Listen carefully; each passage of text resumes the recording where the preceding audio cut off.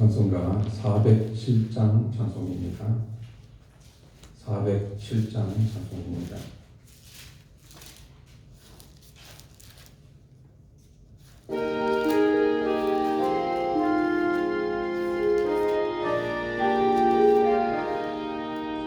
구주와 함께나 죽었으니 구주와 함께나 살았도다. 영광의 그날에 이르도록 언제나 주만 바라봅니다.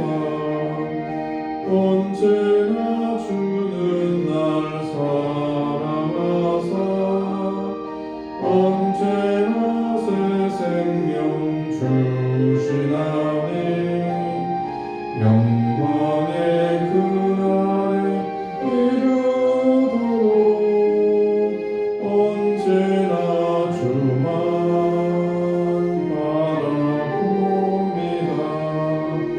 마음속에 시험을 받을 때와 무거운 근심이 있을 때에 주께서 그때도 같이 하사 언제나 나를 도와주시네. 언제나 주는 날 사랑하사 언제나 새 생명 주시나니 영광의 그날에 이르도록 언제나 주만 바라봅니다. 여아픈 눈물을 흘릴 때와 쓰라린 마음으로 탄식할 때 주께서 그때도 같이 하사 언제나 나를 생각하시네. 언제나 주는 날 사랑하사 언제나 새 생명 주시나니 영광의 그날에 이르도록 언제나 주만 바라봅니다. 내 몸의 약함을 아시는 주 못 고칠 질병이 아주 없네. 괴로운 날이나 기쁜 때나 언제나 나와 함께 계시네. 언제나 주는 날 사랑하사 언제나 새 생명 주시나니 영광의 그날에 이르도록 언제나 주만 바라봅니다.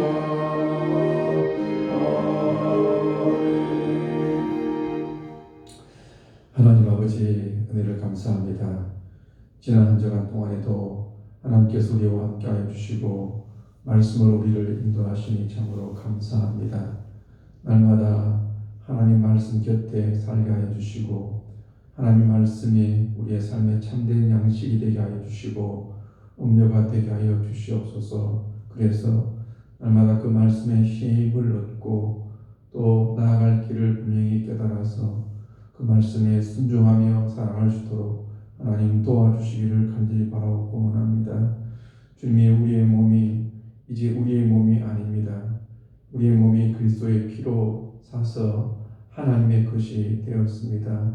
주님께 바쳐진 산 제물이 되었습니다. 살아있지만 죽은 제물이 되었습니다. 그러므로 하나님이여 내가 살지 않도록 주여 도와주시고 날마다 내가 그리스도의 십자가와 함께 못 박아 죽이는 생활을 할 수 있도록 하나님 도와주시기를 간절히 바라고 원합니다. 그래서 하나님은 내 삶 가운데서 정말로 온전히 나는 없어지고 내 안에 그리스도만 살아날 수 있는 그런 삶을 살 수 있도록 하나님 도와주시옵소서. 온전히 이 몸으로 하나님에게만 영광을 돌려드릴 수 있는 아름답고 거룩한 삶이 될 수 있도록 하나님 도와주시옵소서. 오늘 주 예배 가운데 함께 해주시고 말씀과 함께 성령이 충만한 예배가 되게 하여 주시옵소서. 말씀을 들을 때 인간의 말로 듣지 않도록 주여 도와주시고 하나님 말씀으로 듣게 해주시고 또한 성령으로 말씀을 깨닫게 해주셔서 그 말씀이 우리 뼈가 되고 살이 되어지고 삶이 될 수 있도록 하나님 도와주시옵소서. 그래서 이 안에 주의 말씀대로 정말 우리가 주님과의 처음 사랑이 회복되기를 원합니다. 성도들 간의 처음 사랑이 진정으로 회복되기를 원합니다. 우리에게 사랑하는 마음과 인내하는 마음과 용서하는 마음을 허락해 주셔서 더욱더 육신이 아니라 성령을 쫓아 살아갈 수 있는 모두가 될 수 있도록 하나님 도와주시며 함께하여 주옵소서. 예수 그리스도의 이름으로 기도드려옵나이다. 아멘. 하나님 말씀 보겠습니다. 욥기 20장 12절부터 14절까지 말씀입니다. 욥기 20장 12절부터 14절까지 말씀입니다. 욥기 20장 12절입니다. 그는 비록 악을 달게 여겨 혀 밑에 감추며 밖에서 버리지 아니하고 입천장에 물고 있을지라도 그의 음식이 창자 속에서 변하며 뱃속에서 독사의 설계가 되느니라. 아멘. 오늘 본문도 그 소발의 욥에 대한 권면입니다. 지금 소발이 하는 말인데 소발은 이렇게 말합니다. 악인의 말로에 대해서 음식을 먹는 것에 비유를 하고 있습니다. 악인이 비록 악을 달게 여겨서 혀 밑에 감추며 밖에서 버리지 아니하고 입천정에 물고 있을지라도 그의 음식은 창자 속에 변하여 뱃속에서 독사의 설계가 되느니라 라고 그렇게 말을 하고 있습니다.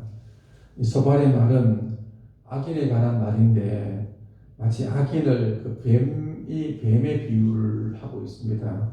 그래서 마치 뱀이 그 음식을 먹지만 그것이 결국에는 독사의 설계가 되어가지고 나중에 독이 된다. 지금 그 이야기를 시적으로 표현을 하고 있습니다. 지금 문제는 뭐냐면 지금 이 이야기를 누구에게 하고 있느냐라고 하는 것입니다. 이 이야기를 아무 죄가 없는 욥에게 지금 하고 있다는 것입니다. 그 이어지는 계속 15절부터 이어지는 끝까지 말씀을 보면 전부 다 욥에게 대한 저주의 말들을 계속해서 하고 있습니다. 그의 말의 핵심은 다른 것이 아닙니다. 욥이 죄가 있다는 것입니다. 죄인은 반드시 벌을 받게 된다라고 하는 것입니다. 그래서 욥이 지금 고난당하고 어려움당하고 있는 그것은 욥의 죄로 인한 결과다. 빨리 회개하라. 지금 그 이야기를 지금 하고 있는 것입니다. 계속해서 우리가 주일 새벽마다 욥기를 보고 있지만은 욥의 친구들의 말이 그 자체로 본다고 한다면 틀린 말이 하나도 없습니다. 다 바른 말입니다. 바른 말이지만은 그것이 맞는 말은 아닙니다. 더더욱이 욥에게는 맞는 말이 아니었다는 것이 나중에 하나님에 의해서 판명이 되어집니다. 그래서 우리는 하나님 앞에서 공의를 말해야 될 때가 있습니다. 바른 말을 해야 될 때가 있습니다. 하나님 말씀을 증거해야 될 때가 있습니다. 근데 우리가 하나님 앞에서 공의를 말하고 하나님의 말씀을 말하고 바른 말을 하는 이유가 무엇입니까? 그것은 그 바른 말을 통해서 그 사람을 죽이기 위한 것이 아닙니다. 바른 말, 공의의 말, 하나님 말씀을 통해서 그 바른 말을 통해서 그 사람을 살리기 위한 것입니다. 그것이 목적이지 바른 말을 하는 것, 그것이 사람을 죽이기 위한 것이라고 한다면 그것은 바리새인과 같다는 것입니다. 신약 성경에 보면 바리새인이 바로 그리했습니다. 우리가 신약 성경에 나오는 바리새인들을 아주 좋지 않게 보지만은 예수님 당시를 보다 한다면 바리새인들은 정말로 바른 사람들이었습니다. 당시에 보면은 에센타라고 있었는데 이 사람들은 신비주의자들입니다. 사도계파가 있는데 이 사람들은 바로 세속주의자들입니다. 이 바리새인들은 말씀의 1.1획도 자기는 부인하지 않고 그 말씀대로 살기를 노력했던 사람들입니다. 바리새인이라는 말 자체가 구별된 자, 좋은 말입니다. 율법을 들고 있는 자입니다. 서기관들은 매일 율법을 성경을 기록하는 그런 사람들입니다. 근데 바리새인들은 어떻게 했습니까? 바른 말을 했습니다. 의로운 말을 했습니다. 율법을 말했습니다. 목적이 무엇입니까? 사람을 죽이기 위한 율법을 그들은 이야기를 했던 것입니다. 그러다 보니까 나중에 어떻게 했습니까? 예수님조차도 자신들이 만든 율법의 올무에 가둬놓고 예수님조차도 고발하고 고소했습니다. 심지어는 예수님조차도 죽이려 했고 결국에는 예수님을 죽였습니다. 그 사람들 바로 바리새인 것입니다. 절대로 예수님 말씀하십니다. 너희들의 의가 아무리 너희가 바르다 할지라도 너희의 의가 바리새인들의 의보다도 낫지 아니하면 천국에 들어가지 못한다고 하셨습니다. 무슨 말입니까? 우리가 아무리 하나님 앞에서 바르고 의롭게 살아간다 할지라도 그 바른과 의가 바리새인처럼 된다 한다면 그것은 천국에 못 간단 말입니다. 하나님의 백성들은 그 바리새인들을 뛰어넘어야 한다는 말입니다. 즉 바람을 말하는 목적이 무엇입니까? 의를 말하는 목적이 무엇입니까? 그 사람을 살려주기 위한 것입니다. 세워주기 위한 것입니다. 그래서 시편에 보면 이런 말씀이 있습니다. 인애와 진리가 같이 만나고 의와 화평이 서로 입맞추었으며라고 말합니다. 이걸 쉽게 풀이하면 이런 말입니다. 사랑과 진리가 같이 되어지고 공의와 화평이 서로 입맞추어야 된다. 그것이 바로 하나님께서 우리에게 원하시는 것입니다. 무슨 말입니까? 우리가 하나님 앞에서 공의, 바른 것, 공의를 말하되 그 공의 속에 뭐가 있어야 됩니까? 사랑이 있어야 됩니다. 공의를 주장하는데 공의 속에 사랑이 없으면 그 공의는 또 잘못된 것입니다. 또 무엇입니까? 사랑이 있어야 뭐가 있어야 됩니까? 또 사랑만 해야 됩니까? 사랑이 있어야 사랑 속에 뭐가 있어야 됩니까? 공의가 있어야 하는 것입니다. 무슨 말씀입니까? 우리가 하나님 앞에서 바른 진리를 주장해야 됩니다. 옳은 것을 주장해야 됩니다. 근데 옳은 것을 주장하되 옳음과 함께 뭐가 있어야 됩니까? 화평이 있어야 됩니다. 사람들 그렇습니다. 옳음을 주장하다 보니까 다 갈라놓습니다. 편가르기를 합니다. 그러니까 어떻게 되어집니까? 나만 옳다는 것입니다. 서로 나는 옳고 내가 진리를 주장하고 다른 사람 틀렸다는 것입니다. 그래서 옳음을 주장하고 진리를 주장하는 사람들은 공동체를 깨뜨리는 경우가 많습니다. 그런 경우가 많습니다. 요즘 보면 사람들 보면 그렇습니다. 성경 어떻게 말하고 있습니까? 진리를 말하되 진리와 함께 뭐가 입맞춰야 됩니까? 진리를 말하되 화평이 같이 입맞춰야 되는 것입니다. 진리를 말하지만 그것도 그 진리를 말할 때도 항상 뭐냐면은 객관적인 진리를 말해야 되는 것입니다. 주관적인 진리를 말하면 되지 않습니다. 주관적인 진리가 무엇입니까? 내 기준에서 무조건 옳은 대로 행하는 것입니다. 그렇게 해가지고 내 기준대로 어른대로만 말하다 보니까 그냥 공동체가 다 깨지는 것입니다. 그러다 보니까 각자가 서로 자기가 옳은 대로 주장하다 보니까 옳은 말을 하는데 각자가 자기 주관적 관점에서 옳은 말하다 보니까 옳은 것을 말하지만은 다 화평이 깨어지는 것입니다. 우리는 옳은 것을 말하되 그 옳은 것도 내 주관에 따라서 옳은 것을 말해도 되지 않습니다. 우리가 말하고 있는 옳은 것은 객관적인 옳음입니다. 하나님 말씀에 따른 옳음을 주장해야 됩니다. 그냥 옳음을 주장하더라도 뭘 깨뜨리지 말아야 됩니까? 화평을 잃어버리지 말아야 하는 것입니다. 당연히 화평을 말하지만 그 화평 속에서도 진리가 있고 기준이 있어야 하는 것입니다.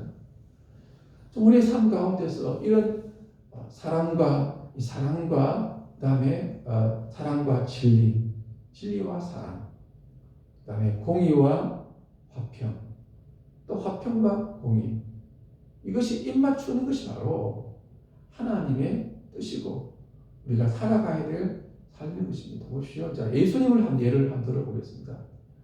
가늠한 여인이 있었습니다. 가늠한 여인을 두고 바리새인들은 어떻게 했습니까? 못쓴 적용을 하고 있습니다. 보십시오. 말씀드린 것처럼 가늠한 여인이 있으면 신명기에 보면 간부와 함께 상대 남자가 있지 않습니까? 신명기서를 보면 오히려 남자를 중심으로 이야기하고 있습니다. 좀 심한 이야기지만 신명기에서는 남자를 잡아가 죽이라고 하고 있습니다. 그런데 보십시오. 바리새인은 자기 기준입니다. 분명히 가능한 남자와 여자를 잡아서 돌로 치라고 되어 있는데 상대 남자는 어디 있습니까? 그러니까 이 모순이 있는 것입니다. 바리새인들이 옳음을 말하지만은 숨겨 놓았을 수도 있고 또는 심지어는 뭐냐면 그 남자와 짜고 그런 말이 성경에 있습니다. 그 다른 주석에 그런 말도 있습니다. 남자와 짜고 예수님을 옮겨 놓으려고 그렇게 여인을 유혹했다 그런 말도 있습니다. 어쨌든 간에 이 바리새인은 옳음을 말하자면 어떻게 했습니까? 자기 기준에서 옳음인 것입니다. 그래서 예수님에게 여인을 데리고 와서 어떻게 합니까? 율법에서는 여인을 죽이려고 하는데 예수님이 어떻게 할 겁니까? 그리 말하니까 예수님이 어떻게 말씀합니까? 만일 예수님께서 그래 율법에 그랬어? 율법대로 돌로 쳐 죽이라고 한다면 예수님은 뭐가 없는 사람입니까? 사랑이 없다고 그것도 비난할 것입니다. 또 만일에 그 여인을 가만히 두라 하면 또 어떻게 됩니까? 율법을 어긴 사람이 되는 것입니다. 그러니까 지금 바리새인들은 뭡니까? 철저하게 율법을 적용할 때도 주관적입니다. 바로 객관적이 않습니다. 그러면서 율법을 들이대는 목적이 무엇입니까? 사람을 죽이기 위한 것입니다. 심지어 그 여인도 죽이고 예수님도 율법을 통해서 얼굴을 놓아가지고 고소해서 잡아 죽이려고 하는 것입니다. 그때 예수님께서 어떻게 하셨습니까? 정말 지혜롭게 하셨습니다. 정말 지혜롭게, 정말 예수님은 예수님입니다. 어떻게 말씀합니까? 누구든지 죄가 없는 자가 돌로 치라. 죄 없는 자가 돌로 치라. 그러니까 어떻게 되야 됩니까? 어른으로부터 시작해서 어린 아이까지 다 떠나갑니다. 그 말은 어른들이 죄가 무조건 더 많다 그 말은 아닙니다. 사람은 나이가 많을수록 죄를 치울 수밖에 없으니까 그래서 어른으로부터 아이까지 다 떠나갑니다. 누구만 남습니까? 예수님만 남습니다. 그럼 뭘 말해주고 있습니까? 그 여인을 돌로 쳐서 죽일 수 있는 의인은 누구밖에 없다고요? 예수님밖에 없다고 하는 것입니다. 그러니까 예수님은 얼마든지 율법에 따라서 그 여인을 돌로 쳐서 죽일 수가 있는 것입니다. 어떻게 했습니까? 예수님께서 돌로 쳐 죽였습니까? 그렇지 않습니다. 어떻게 말씀하십니까? 나도 너를 정죄하지 않겠노니. 그 다음 참 말 좋죠, 그죠? 다시는 그런 죄를 짓지 마라. 다, 그죠? 예수님은 공의를 저버렸으니까, 예수님께서 율법을 저버렸으니까 아닙니다. 가난한 여인이 있는데 가늠해도 괜찮다고, 가늠해도 무조건 용서해 준다고 예수는 그렇게 말씀하지 않았습니다. 예수님은 공의도 지켰죠. 근데 공의를 주장한다 해가지고 사랑을 버렸습니까? 공의를 가지고 그 여인을 죽여버렸습니까? 아니죠. 그 여인을 하여금 그 죄를 깨닫게 하고 회개하게 해서 그 다음 무엇입니까? 그 여인으로 하여금 다시는 죄를 범치 마라. 내가 내 모든 죄를 정죄하지 않겠노니 죄를 범치 마라. 그렇게 해서 그 여인으로 하여금 이제는 죄를 회개케 하고 그 죄를 짓지 않는 더 아름다운 삶을 살도록 그를 유도하고 돌려보냈습니다. 그게 무엇입니까? 공의를 지키되 뭐를 버리지 않았습니까? 사랑을 버리지 않았습니다. 또 사랑을 주장했지만 예수님께서 뭐를 버리지 않았습니까? 공의도 버리지 않았다라고 하는 것입니다. 그것이 바로 하나님께서 우리에게 말씀하시는 것입니다. 성경에 보면 그런 말씀이 있습니다. 너희가 너무 지나치게 의인도 되지 마라. 참 재미있는 말씀이죠. 너무 지나치게 의인 되지 마라. 너무 지나치게 의인이 된다고 한다면 그것은 바리새인이 되기가 쉽다라고 하는 것입니다. 그래서 우리가 오늘 하루도 살아갈 때 하나님 앞에서 우리가 정말로 옳음을 주장하되 사랑을 버리지 마시길 바랍니다. 또 물론 사랑을 주장하시더라도 또 진리를 버리지 마시기를 바랍니다. 공의를 주장하시되 화평을 잃어버리지 마시고, 또 화평을 주장하더라도 공의를 이루지 마시고, 공의와 사랑, 그 다음에 또 진리와 사랑과 공의와 화평이 서로 입맞추는 예수님의 삶을 살아갈 수 있는 저와 이 모든 성도님들이 될 수 있기를 간절히 바랍니다. 같이 기도하겠습니다.